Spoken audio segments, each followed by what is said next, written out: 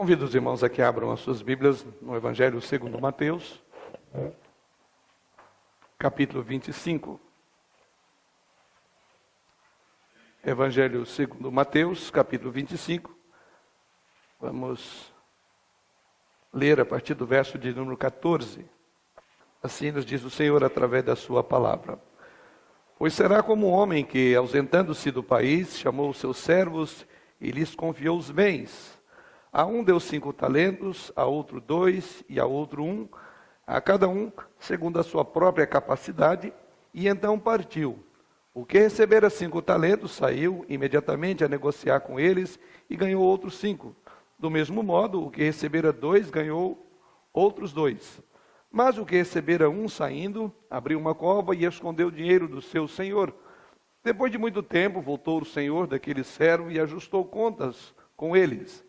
Então, aproximando-se, o que recebera 5 talentos, entregou outros 5, dizendo: Senhor, confiaste-me 5 talentos, eis aqui outros 5 talentos que ganhei. Disse-lhe o Senhor: Muito bem, servo bom e fiel. Foste fiel no pouco, sobre o muito te colocarei. Entra no gozo do teu Senhor. E aproximando-se também o que recebera 2 talentos, disse: Senhor, 2 talentos me confiastes, aqui tens outros 2 que ganhei. Disse-lhe o Senhor: Muito bem, servo bom e fiel. Foste fiel no pouco, sobre o muito te colocarei. Entra no gozo do teu Senhor. Chegando por fim, o que recebera 1 talento, disse: Senhor, sabendo que és homem severo, que ceifas onde não semeaste, e ajuntas onde não espalhaste, receoso escondi na terra o teu talento. Aqui tens o que é teu. Respondeu-lhe, porém, o Senhor: Servo mau e negligente. Sabias que ceifo onde não semeei e ajunto onde não espalhei? Cumpria, portanto, que entregasses o meu dinheiro aos banqueiros, e eu, ao voltar, receberia com juros o que é meu. Tirai-lhe, pois, o talento e dai-o ao que tem 10. Porque a todo o que tem se lhe dará, e terá em abundância, mas ao que não tem, até o que tem lhe será tirado. E o servo inútil lançai-o para fora nas trevas, ali haverá choro e ranger de dentes. E o Senhor nos conduza por meio dessa passagem a instrução que, por certo, Ele já tem para os nossos corações essa noite. Na verdade, o que temos aqui, para entender o contexto em que essa parábola de Jesus foi proferida, ela está dentro de um contexto um pouco mais amplo. E esse contexto, na verdade, ele começa no capítulo anterior, ou seja, no capítulo 24. Na verdade, o que temos no capítulo 25 aqui do Evangelho de Mateus é a continuação e, ao mesmo tempo, a conclusão do sermão profético do nosso Senhor, que teve início no capítulo anterior. E nesse sermão profético ele fala a respeito da sua segunda vinda e do final dos tempos, o consumar desta era, dessa história. E o que vemos que, na verdade, esse foi o último sermão de Jesus Cristo, um sermão carregado de profundas advertências. A aplicação desse sermão é esta: vigiai, pois, e estai apercebidos também.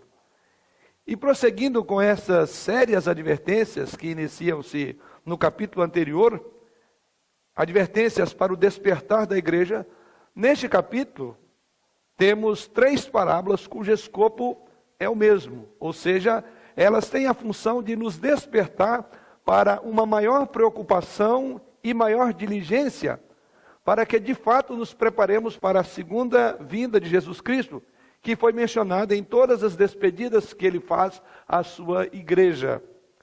Cabe a nós então prepararmos para a vinda de Cristo. É o grande alerta. Vigiai, pois. Essa é a palavra clássica nas expressões usadas por Jesus Cristo ao despedir do seu povo, da sua igreja, antes de ser assunto ao céu.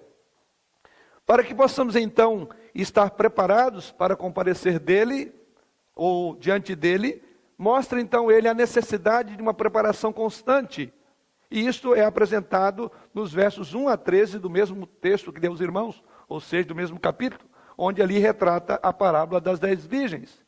Em segundo lugar, para que possamos então nos preparar para prestar contas a ele, mostra aqui então a necessidade de uma verdadeira diligência, de um verdadeiro cuidado, de atenção no trabalho e no serviço que prestamos ao Senhor.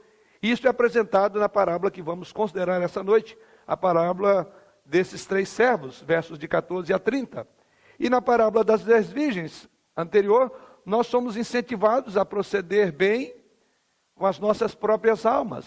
Já nessa parábola, somos focados a dedicar a nossa atenção para a glória de Deus, fazendo bem aos outros. Para que possamos então estar preparados para receber a nossa sentença final, então ele apresenta a terceira e última imagem desse processo diante de um juiz, no final dos tempos, registrados nos versos seguintes ao que lemos essa noite, ou seja, versos de 31 a 46.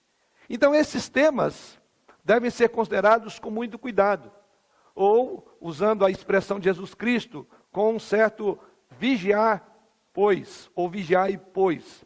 Devemos levar em consideração muito a sério essas expressões aqui de Jesus Cristo, porque certamente, conforme a própria linguagem de Jesus Cristo, cada um desses pontos afetará grandemente a nossa própria eternidade. Razão pela qual, então, cabe aqui esse alerta do Senhor. O nosso propósito essa noite é considerar sobre o nosso acerto de conta com o Senhor, sobre os dons, sobre as habilidades que Ele nos deu para servi-lo através da sua igreja, através da sua obra. Certamente poderíamos tirar inúmeras lições dessas parábolas, ou da parábola dos talentos, mas nós queremos destacar 3 delas apenas, e assim fazer algumas aplicações. Vamos orar. Pai, pedimos a Tua direção, nesta hora quando voltamos os nossos corações, a nossa atenção, nosso pensamento para a Tua palavra. Pedimos que o Senhor realmente leve cativo todos os pensamentos e corações em obediência a Jesus essa noite. Para tanto necessitando de que Tu mesmo prepare os nossos corações com o Teu Santo Espírito, mesmo que inspirou os Teus servos no passado a registrar essas palavras do Senhor Jesus Cristo, que foram palavras de alerta, de advertência à sua igreja naquele tempo, como é para todo o Teu povo em todos os tempos, em todas as eras. E essa palavra chega com o mesmo poder e graça, e a advertência que chegou ao coração daqueles que a ouviram diretamente dos lados do Senhor naquele momento, como também chega a nós com o mesmo poder e graça. Por isso, pedimos que sejamos transformados pela instrução da Tua palavra essa noite. Em Cristo Jesus, e com perdão dos nossos pecados aqui oramos. Amém. O que temos a aprender aqui nessa parábola proferida por Jesus Cristo? Primeiramente, a ênfase dela, diferente da anterior, que fala sobre estarmos atentos à vinda de Jesus, essa já tem o foco de falar que enquanto aguardamos aquele grande e glorioso dia, não poderemos permanecer de braços cruzados. Não devemos apenas estar alerta para aquele grande e glorioso dia, conforme a parábola das 10 virgens, mas devemos tanto estar alertas como também em franca atividade para o reino do Senhor. Não se permite que permaneçamos apenas em alerta, contudo vivamos uma vida sem qualquer tipo de atividade ou uma vida envolvida no reino. Aliás, um dos aspectos até desse alerta que cabe aqui nos versos de 1 a 13 é exatamente o modo como nós temos vivido a vida. É uma vida focada para o reino de Deus. Então nosso propósito é exatamente esse, de considerar a atenção que devemos dar ao trabalho que devemos realizar para a obra do Senhor, posto que Ele nos concedeu variados talentos para variadas pessoas. E o primeiro ensino que obtemos, ou podemos enxergar no texto, nesta parábola, é que Deus nos dá talento conforme a capacidade que temos para desenvolvê-lo, ou para angariar outros, ou para administrá-lo. E essa é a primeira verdade com a qual deparamos no texto, conforme apresentado pelo Senhor Jesus Cristo. Verso de número 14, ele diz: pois será como homem que, ausentando-se do país, chamou os seus servos e confiou os seus bens. Está aqui então a confiança do Senhor desses talentos ou desses bens, e Ele vai dar a cada um conforme a sua capacidade, conforme veremos no próprio decurso do texto sagrado. Mas antes de considerarmos esse aspecto de que Deus tem nos confiado dons, talentos e bens para desenvolvê-lo conforme a capacidade proporcionada a cada um de nós. Mas antes de fazê-lo, devemos entender essa figura usada aqui. Na verdade, o talento não era uma moeda em si, mas era uma medida de peso, ou uma barra de ouro, de prata, e que equivalia a cerca de 6.000 denários, um único talento. Pesava então cerca de 35 quilos. Um denário, por sua vez, era o valor pago a um trabalhador por um dia de serviço. Então os irmãos vão calcular aí e vão perceber que até mesmo esse que desprezara o único talento, ele desprezou muita coisa, significava muito. E começa por aí o alerta dessa parábola. Então nessa parábola que vemos que 3 homens ganham quantidades diferentes de talentos, ou de responsabilidades, ou de bens desse seu senhor, segundo a sua capacidade. Isso está no verso de número 15. A um deu 5 talentos, a outro 2 e a outro 1.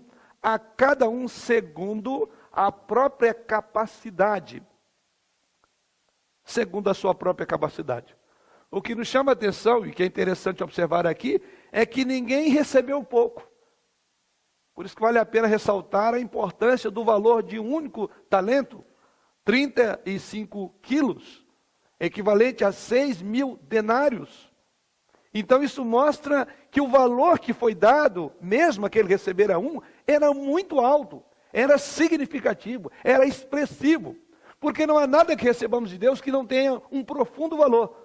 Seja quantos dons, aptidões, graças Deus tem nos confiado, nada que vem de Deus é pouca coisa.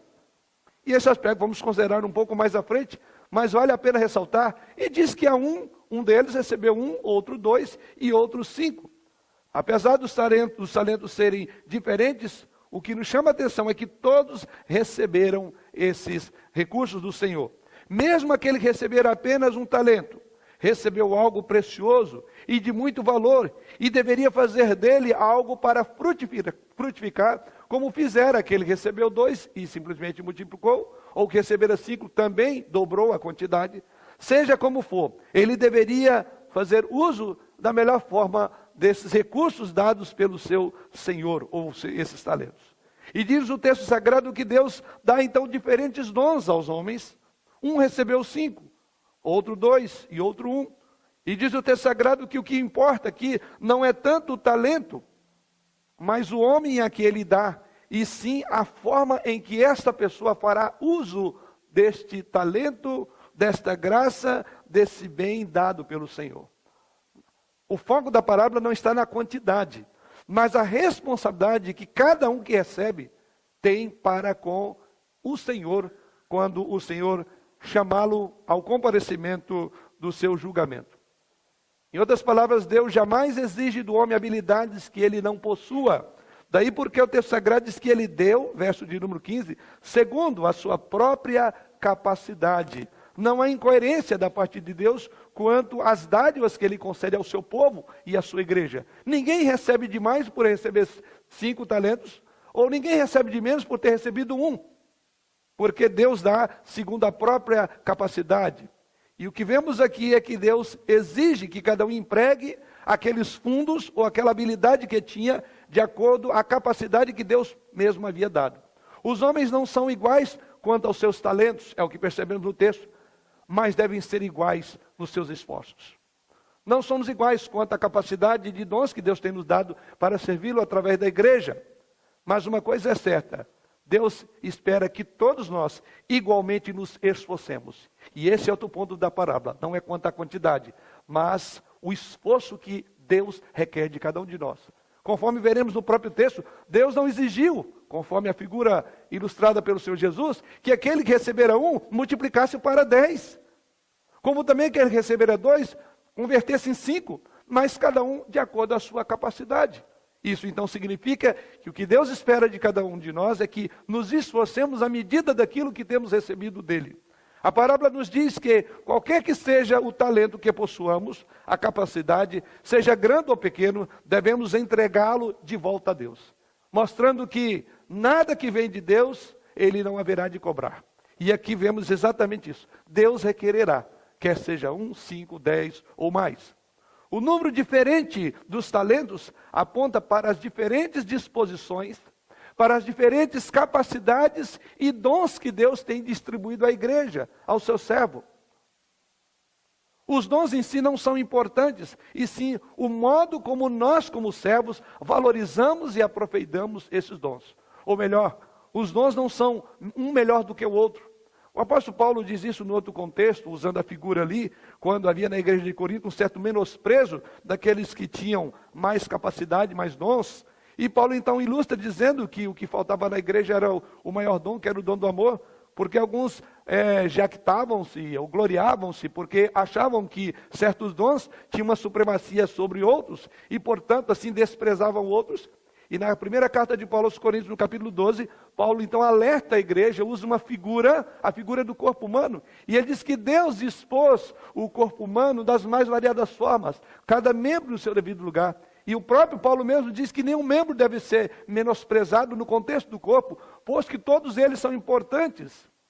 E a razão pela qual Paulo fala isso era exatamente em função daquilo que ele estava ensinando na igreja. Havia um certo menosprezo, porque alguns tinham dons, vamos chamar, na visão dos coríntios, de segunda classe. E Paulo diz que não, da mesma forma como o corpo. Ninguém é desprezado, ou nenhum órgão, nenhum membro é desprezado no corpo, mas todos contribuem para o bem comum. Então exatamente essa ideia também está aqui. O fato de que Deus tem disposto os seus dons nas mais variadas formas, das mais variadas quantidades e maneiras, porque Ele é o dono. Veja bem, conforme diz o texto, chamou os seus servos e lhes confiou os seus bens. Os dons são dons de Deus, os bens vêm do Senhor, os talentos pertencem a Ele. Por isso nenhum de nós tem direito para fazer do dom, por mais que julguemos simples e pequeno ou pouco, como algo de somena importância. Porque o texto sagrado diz que Deus haverá de chamar às contas todos aqueles a quem Ele confiou as suas graças. Pois bem, esse é o primeiro ensino com o qual deparamos-nos. Mas há um outro também nesta parábola proferida por Jesus. É de que Deus deseja que nós multipliquemos aquilo que Ele tem nos dado. Porque o texto sagrado diz que chegou o grande dia, o dia do acerto de conta, e assim o Senhor chama aqueles servos para que eles comparecessem e apresentassem as suas devidas contas. Então há um chamamento de contas onde Deus certamente, na visão aqui dessa parábola, aguardava que cada um tivesse granjeado outros talentos. No acerto de contas, vemos que aquele Senhor se alegra com os servos que multiplicaram os seus dons, os seus talentos. Versos 20 e 21. Então, aproximando-se o que recebera 5 talentos, entregou outros 5, dizendo: Senhor, confiaste-me 5 talentos, eis aqui outros 5 talentos que ganhei. Disse-lhe o Senhor: muito bem, servo bom e fiel, foste fiel no pouco, sobre o muito te colocarei, entra no gozo do teu Senhor. O mesmo ocorre com aquele que recebera 2 talentos. No final, a afirmação do Senhor no verso 23 é essa: muito bem, servo bom e fiel, foste fiel no pouco, sobre o muito te colocarei. Ou seja, Deus concede dons e capacidade na expectativa de que nós multipliquemos esses dons, de que nós granjeemos outros talentos, conforme diz o Senhor Jesus através dessa parábola. O que o Senhor Jesus estava em foco aqui era ver a fidelidade no uso dos talentos que havia sido confiado à sua igreja. O Senhor, quando olhamos no próprio texto, a partir do verso 20, também observamos que Ele não exige o mesmo de todos. A um, diz o texto, Ele confiou mais, a outro confiou menos. E é na proporção da sua confiança, da aptidão, do talento, é que ele também será julgado ou cobrado. Não seria então injusto por parte do doador conferir apenas um talento? De forma nenhuma. Porque, conforme dissemos, essa parábola não se destaca propriamente os dons como primordiais ou essenciais, mas o uso e a valorização que cada um faz desse dom. Esse é o ponto em foco. Nisto, então, o Senhor é totalmente justo, conforme vemos no acerto de conta. O Senhor não confiou mais na mão de alguém que não podia realizar tanto, como também não deixou de confiar tanto naquele que poderia confiar, naquele que poderia exercer mais. Não é então a diferença existente entre os 2 primeiros servos que importa, uma vez que o primeiro recebera 5 e o segundo recebera 2. Mas o que importa é o modo como cada um haveria de granjear. Não é então essa a diferença que nos chama a atenção. O contraste está, na verdade, não entre o primeiro e o segundo servo, mas o contraste está entre o primeiro e o segundo servo, que teve uma atitude para com os talentos do seu senhor, em relação ao terceiro servo, que foi uma reação completamente diferente. Então, aquele que destoou aqui é exatamente o terceiro servo. Portanto, não pode haver injustiça da parte do Senhor. E Deus dá, e Ele nos presenteia.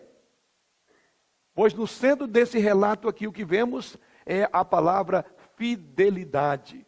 É o que Deus quer de nós. É que sejamos fiéis com as dádivas que Ele concedeu a nós para nós administrá-las.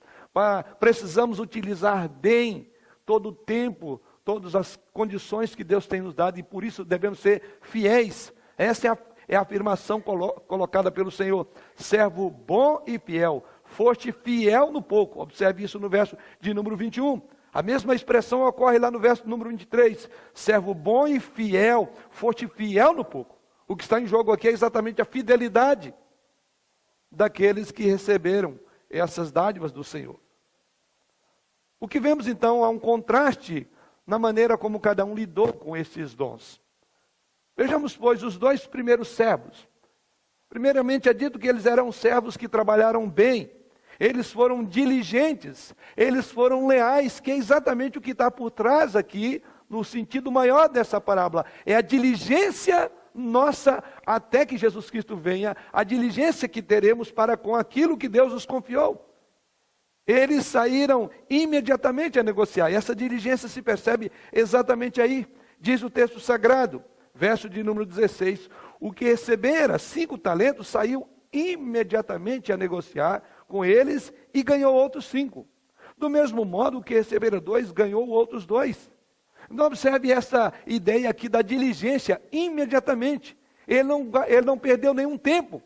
E até que Jesus Cristo venha, e isso está na primeira parábola do capítulo 25, que devemos manter esse espírito de alerta, Deus quer que também sejamos diligentes quanto ao uso do tempo, o uso das graças que Ele tem nos confiado. E isso é o que está aqui. Não só esse alerta, não só estarmos atentos, mas aproveitar o máximo tempo. O apóstolo Paulo diz isso, que devemos estar atentos porque os dias são maus. Devemos vigiar, estar atentos. E essa parábola trata sobre isso. E diz o texto sagrado então que eles utilizaram o dinheiro que lhes fora confiado de maneira devida. Eles aplicaram em bens, obteve o retorno aguardado pelo seu senhor.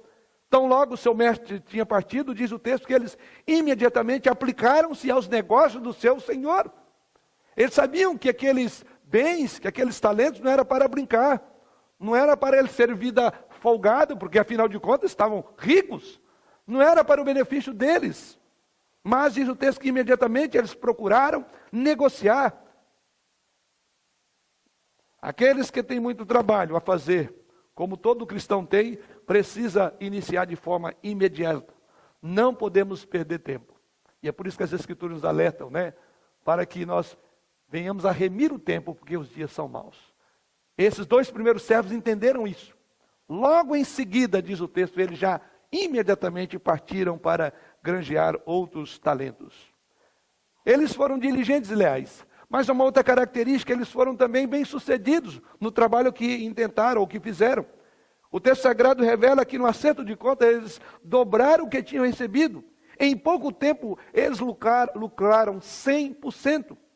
O que recebera 5, diz o texto sagrado, negociou com eles e granjeou outros 5 talentos. O lucro então foi proporcional ao que os servos tinham recebido de Deus. Daqueles a quem Deus entregou 5 talentos, Ele espera outros 5. Uma colheita abundante, onde Ele semeou com abundância. Quanto mais dons uma pessoa tiver, mais ela deverá esforçar-se para multiplicá-los. Daqueles a quem Deus deu apenas 2, como vemos na parábola, Ele espera o lucro dos 2. Então é justo. Não há injustiça da parte desse seu Senhor. Então vemos que esses servos foram criteriosos, foram diligentes, foram bem-sucedidos naquilo que fizeram. Corresponderam à expectativa do Senhor. Não desperdiçaram nem tempo, nem os bens do seu Senhor. Mas o terceiro servo, verso de número 18, diz-nos: mas o que recebera um, saindo, abriu uma cova e escondeu o dinheiro do seu Senhor. O terceiro, inclusive, é intitulado como servo mau.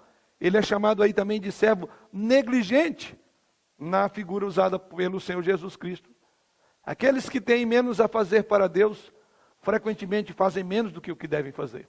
Essa tem sido uma constatação lamentável. Aqueles que têm recebido menos para fazer, frequentemente fazem menos do que o que deveriam fazer. E até mesmo aqueles que fazem muito, o apóstolo Paulo coloca-se nessa linha de pensamento, dizendo que ainda, depois que fizermos tudo o que temos que fazer, ainda somos tidos como servos maus e negligentes. Alguns fazem do fato de que não têm as mesmas oportunidades de servir ao Senhor, que outras pessoas, quem sabe, têm, fazem disso desculpa, motivo para desculpar, motivo para serem negligentes, porque eu não sei nada, não sei fazer nada, sou uma pessoa simples, e porque não tenho os recursos para fazer, dizem então que não poderão fazer. Eles não fazem o que sabem, porque certamente querem justificar, porque o que receberam do Senhor fora muito pouco.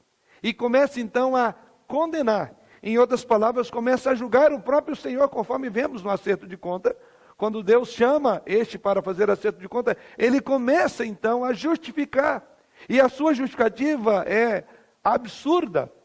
Não vamos descer a todos os pormenores que envolvem essa justificativa, mas é absurdo o que ele diz.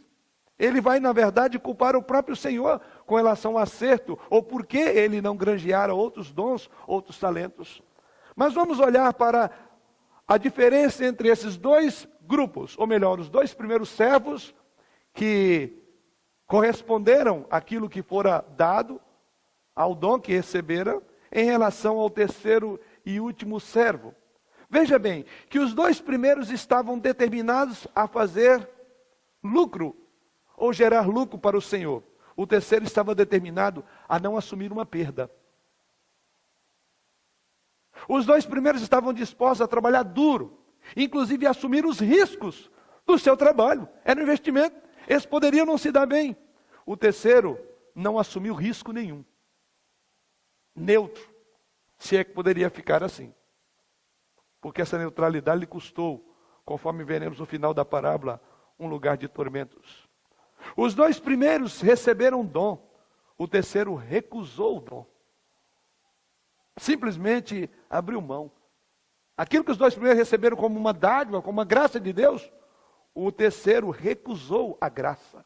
É muito pouco, disse ele. Os dois primeiros queriam avançar no domínio do mestre, fazer com que o reino de Deus realmente progredisse, ao passo que o terceiro não tinha qualquer interesse nas coisas do reino de Deus, não se importava se o reino de Deus ia ficar, se ele ser um estorvo no reino de Deus. Os dois primeiros viram o dinheiro como uma oportunidade para servir ao Senhor. O terceiro viu o dinheiro ou o dom como um problema. O dia que ele recebeu, ele começou a ficar em parafusos. Tanto é que ele escondeu. Veja o contraste.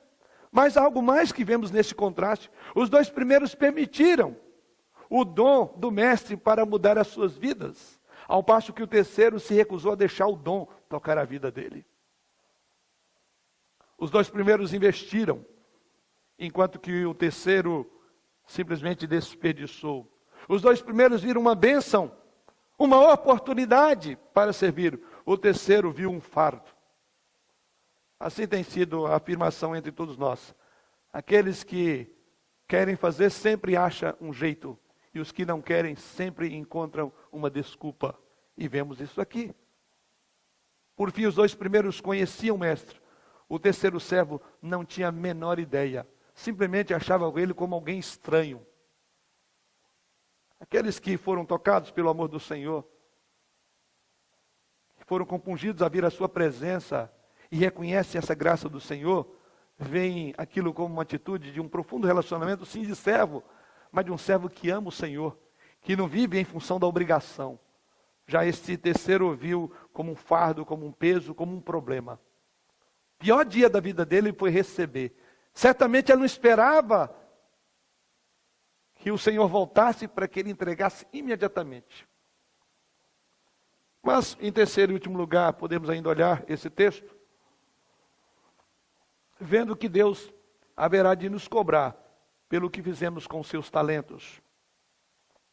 Versículo 19 nós lemos: depois de muito tempo, voltou o senhor daqueles servos e ajustou contas com eles. A prestação de contas, ela tarda, talvez na visão de muitos, para acontecer. Embora na concepção do Senhor, sempre é o dia e a hora oportuna. Talvez aquele servo mau, aquele terceiro servo que recebeu um talento, julgava que estava demorando demais, que ele queria tirar aquele peso das costas, porque não aguentava mais o medo de perder, e ele tinha que tirar de onde ele havia enterrado. Mas eles não foram chamados a ajustes de contas, senão, conforme diz o texto, depois de muito tempo.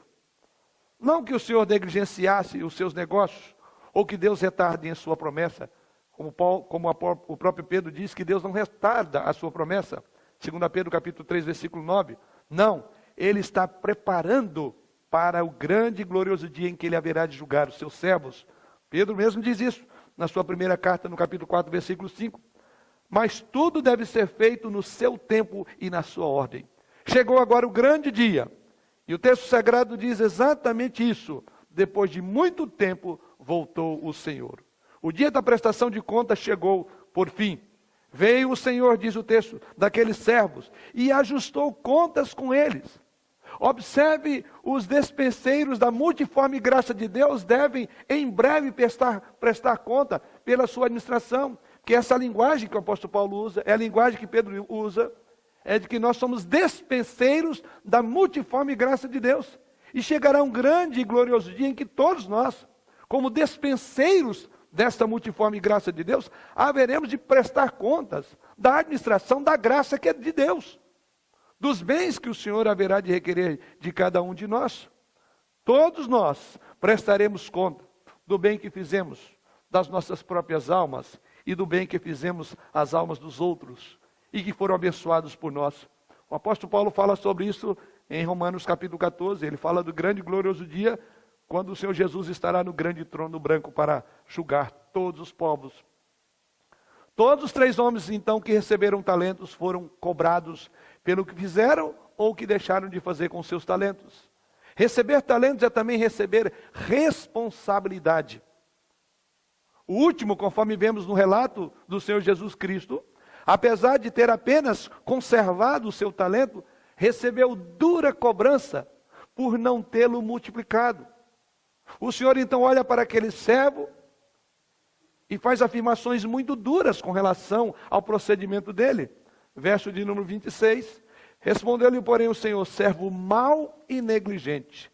Sabias que ceifo onde não semeei, e ajunto onde não espalhei? Cumpria, portanto, que entregasses o meu dinheiro aos banqueiros, e eu, ao voltar, receberia com juros o que é meu. No acerto de contas, há esse aqui que é chamado de servo mau. Os 2 primeiros são ditos como servos fiéis. E aí vem a afirmação ou a aprovação do Senhor. Verso 21 e 23, eles são chamados aí de servos fiéis. Então aqui há uma aceitação do Senhor. Há uma aprovação naquele ajuste de contas. Em primeiro lugar, vemos que Jesus elogia esses 2 primeiros. Ele diz aí: bem está, servo bom e fiel.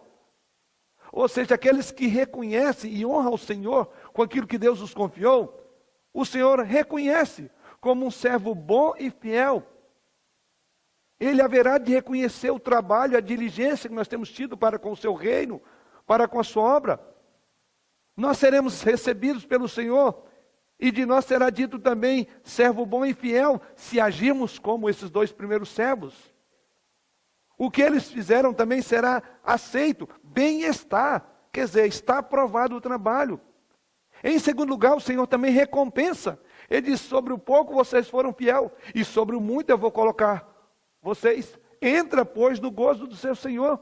Então aqui há uma boa prestação de conta, mas ao mesmo tempo há aquele que fez uma má prestação de conta. E esse servo que prestou conta de forma errada, ele é chamado aqui de negligente. Observe primeiramente as suas desculpas. No verso 24, ele diz: chegando por fim, o que recebera 1 talento, diz: Senhor, sabendo que és homem severo, que ceifas onde não semeaste, e ajuntas onde não espalhaste? Receoso escondi na terra o teu talento, aqui tens o que é teu. Prestação de contas. Muitos, e isso está aqui na ideia dessa parábola, muitos vão ainda ter a petulância, a ousadia de tentar justificar por que não fez.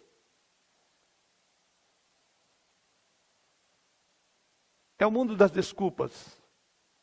Ele usa de desculpa.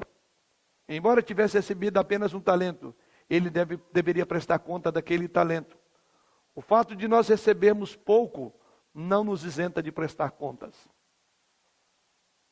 Ninguém será chamado a prestar contas de mais do que recebeu, mais do que aquilo que Deus capacitou. Porém, todos nós deveremos prestar conta daquilo que Deus confiou. Veja o que ele diz nessa sua desculpa. A primeira coisa que vemos é que ele não confia no seu Senhor.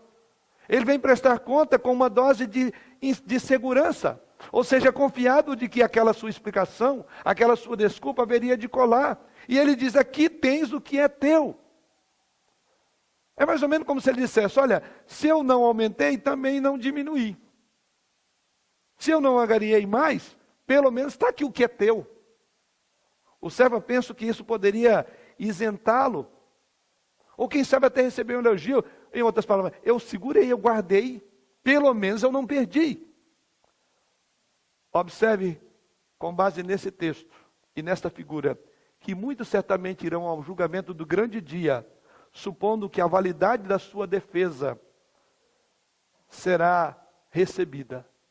Mas na linguagem de Jesus Cristo, ela será rejeitada por ser vã e por ser frívola.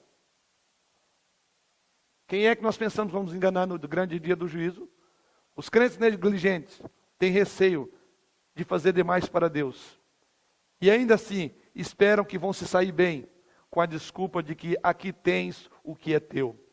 Provérbios 26, verso 16 diz, mais sábio é o preguiçoso a seus olhos do que 7 homens que bem respondem. O preguiçoso acha que é sábio, cheio de dar desculpa. Esse servo pensou que a sua prestação de contas seria bem aceita, porque no seu dizer, aqui tens o que é seu, significava, eu preservei.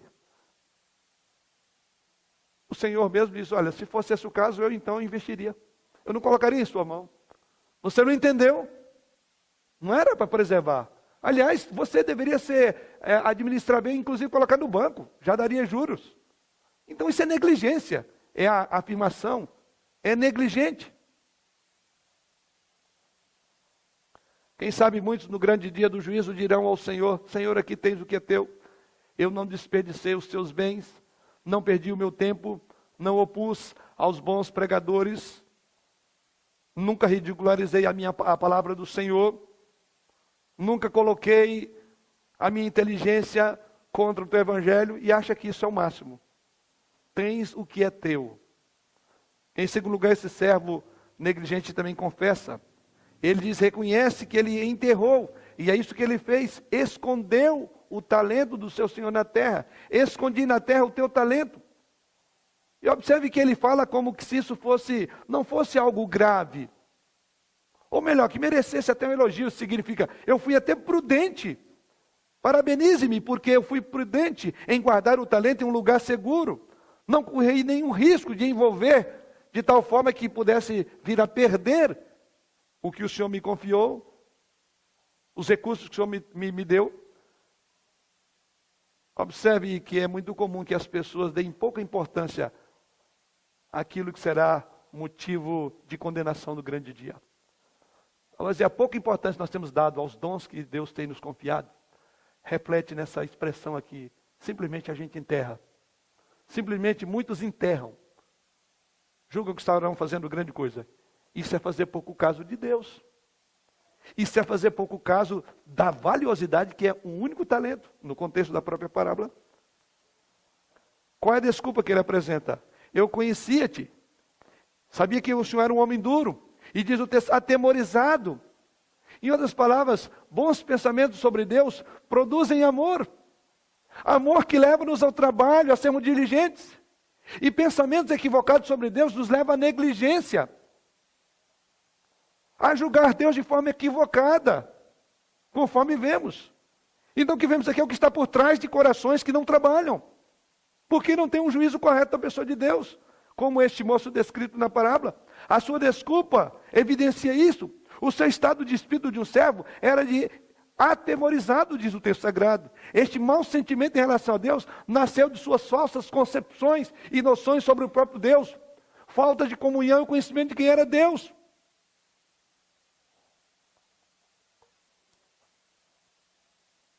E então pairou sobre ele medo de um servo. Aqui ele merecia exatamente o que Jesus conclui na parábola: a escravidão e tormento. A escravidão e tormento que se opõe diretamente àquele amor integral que garante a bem-aventurança de bem-estar, servo bom e fiel. Observe que o medo que o servo alega não é medo, na verdade, e sim desprezo descarado de Deus, daquilo que Deus havia confiado.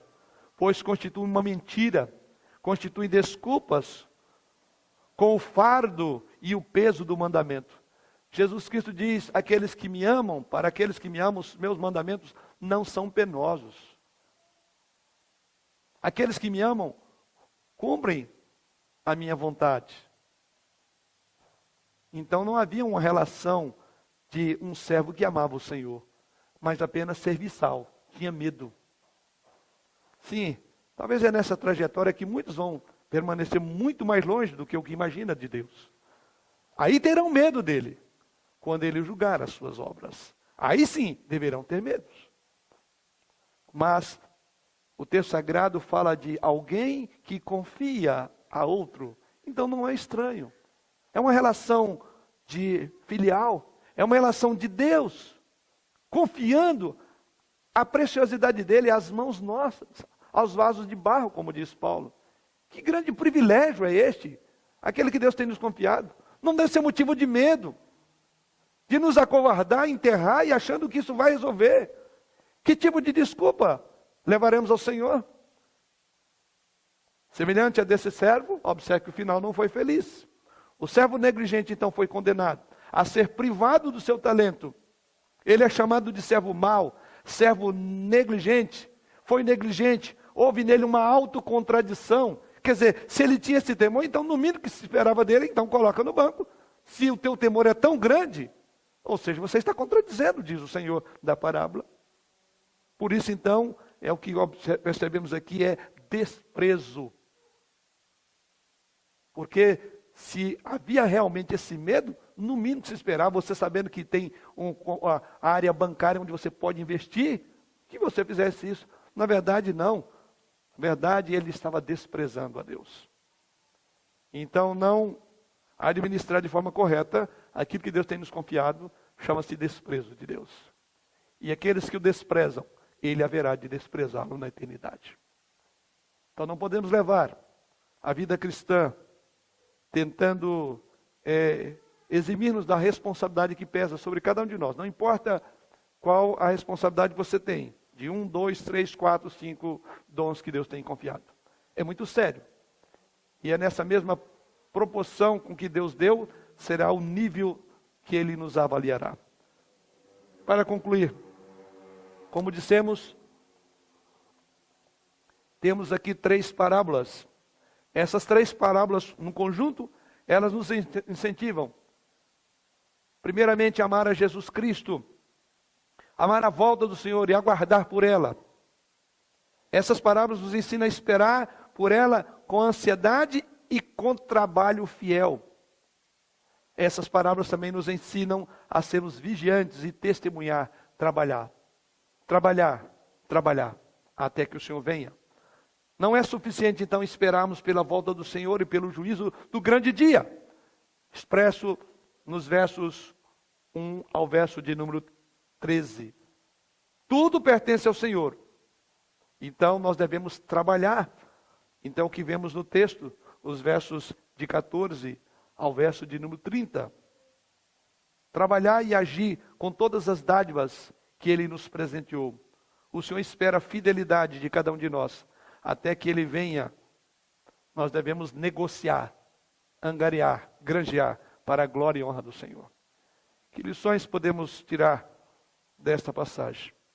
Algumas lições queremos aplicar diante do contexto, diante do ensino do Senhor Jesus através dessa parábola. E a primeira grande lição é que o que temos não é nosso. Então não podemos menosprezar. Não podemos trabalhar de qualquer forma, posto que não é nosso. Você tem permitido esse princípio básico permear a sua personalidade? Você realmente não possui nada. Tudo pertence ao Senhor.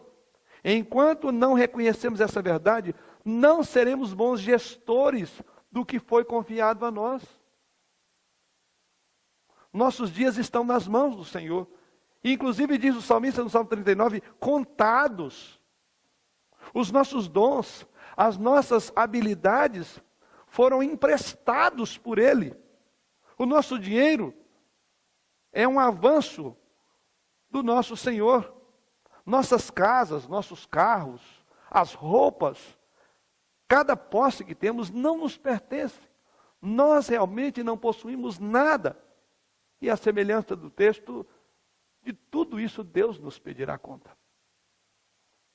Segunda aplicação é que nós não recebemos o que podemos administrar. Você tem o que você tem porque Deus deu a você. Então você tem aquilo que a graça divina qualifica para você trabalhar. E Ele espera que você gerencie seus dons nos limites da sua capacidade, conforme diz o texto, que Ele deu cada um segundo a capacidade. Então Deus espera, é no limite da sua capacidade que você produza, que você trabalhe para Ele. Deus confia coisas diferentes para pessoas diferentes, de acordo com os propósitos soberanos e eternos dEle. Em outras palavras, Deus sabe o que podemos administrar. Então, quando alguma coisa é exigida ou pedida de você, é na proporção da tua capacidade. Deus não é injusto. Nós confiamos que Deus sabe mais sobre nós do que aquilo que sabemos sobre nós mesmos. E por isso, então, devemos confiar de que não é injustiça. Não devemos ficar avaliando, olha, mas Deus está exigindo muito de mim, eu tenho trabalhado muito, esse ano eu fiz demais, e algo sobre mim. Não faça isso. Você está dizendo que o Senhor é para você aquilo que fora para o servo mau. Que Deus está exigindo demais de você. Que Deus é severo demais em ter colocado um fardo no seu ombro para trabalhar. Terceira aplicação, temos que investir o que nos foi dado. Nosso potencial é um presente de Deus para nós. O que fazemos com ele é o nosso presente para ele, ou a resposta. Zig Ziglar disse o seguinte: você é a única pessoa no mundo que pode usar suas habilidades. Você está investindo o que lhe foi dado, independente de quanto é. Pergunta ele: ou você enterrou sua bênção e manteve-a escondida dos outros, como fez esse moço na parábola? O quarto aspecto, ou a quarta aplicação, é que um dia de prestação de conta está chegando. Esse dia paira sobre a nossa cabeça. Chegará aquele grande e glorioso dia. O texto diz: depois de muito tempo voltou o Senhor. Talvez alguns julguem que a vinda do Senhor está sendo demorada, como é expresso no Novo Testamento. Alguns julgavam demorada.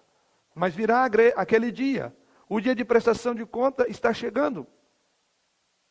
Quero crer que nenhum de nós aqui quer ser fiscalizado pela Receita Federal. E por isso procuramos fazer o que é correto. Mas todos nós vamos ser auditados pelo Todo-Poderoso. E nesta auditoria não poderemos corrigir. Não haverá oportunidade de fazer uma declaração retificadora. É única. Não haverá retificação. Você já pensou nisso? Você tem medo de cair na fiscalização, ou como alguns chamam, nas garras do leão. Mas o leão da tribo de Judá vai auditar as nossas contas. Se realmente trabalhamos bem aquilo que ele concedeu a nós. Veja o versículo 19. Depois de muito tempo voltou o Senhor daquele servo e ajustou contas com ele. Se quisermos pensar mais sobre o retorno do Senhor Jesus, e devemos pensar conforme diz a primeira parábola, nós devemos estar focados em fazer um grande retorno do investimento que ele tem colocado sobre nós. O apóstolo Paulo em Romanos capítulo 14, verso 12 diz assim, pois, cada um de nós dará conta de si mesmo a Deus. Cada um de nós dará conta de si mesmo. Assim é dever nosso, cuidar daquilo que não é nosso, mas do Senhor. Outra aplicação que podemos tirar daqui é que o que fazemos com o que temos revela a visão que temos de nosso Deus. O que fazemos com o que temos revela qual a visão que temos de Deus. Uma visão equivocada de Deus sempre levará ao medo. Uma visão equivocada de Deus levará à atemorização. Conforme diz o texto, ficou atemorizado. Fui esconder na terra o seu talento. Ao mesmo tempo que a visão correta de Deus sempre levará à fé. Se você está lutando com medo hoje, o melhor antídoto, querido, é continuar a sua compreensão do caráter de Deus. É pedir para que você cresça na fé e no conhecimento desse Deus. Na verdade, a coragem é a ausência de medo. Coragem é, na verdade, avançar, apesar dos medos. Quero crer que esses dois primeiros servos tinham provavelmente um pouco de medo também.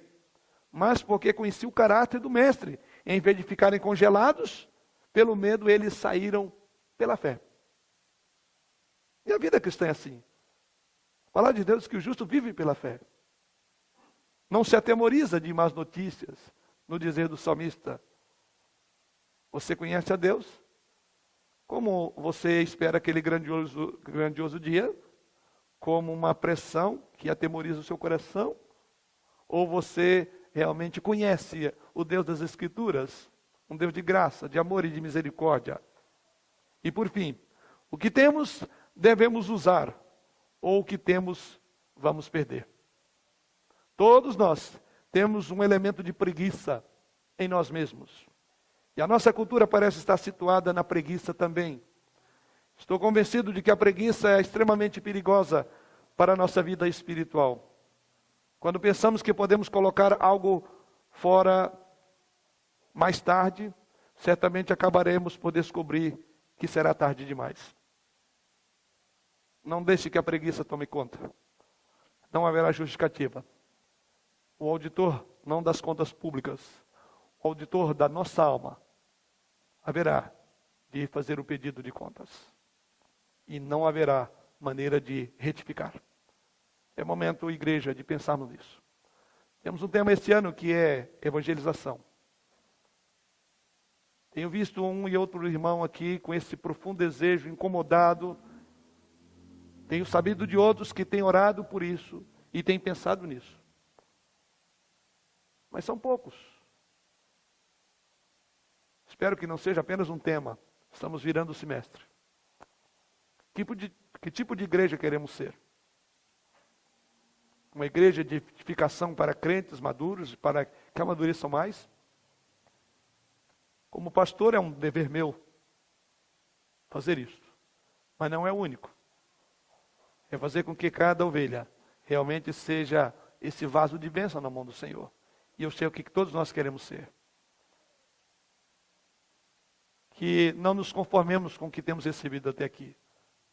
Até que nós multipliquemos 100% de tudo aquilo que Deus tem nos confiado. Não podemos estagnar, não podemos parar. Vamos ao trabalho, até que o Senhor volte, e assim cada um receba dele aquela bem-aventurança. Servo bom e fiel, foste fiel no pouco, sobre muito te colocarei, entra para o gozo do teu Senhor. Espero ver lá, nesse dia, ouvindo a voz do Senhor Jesus. Amém.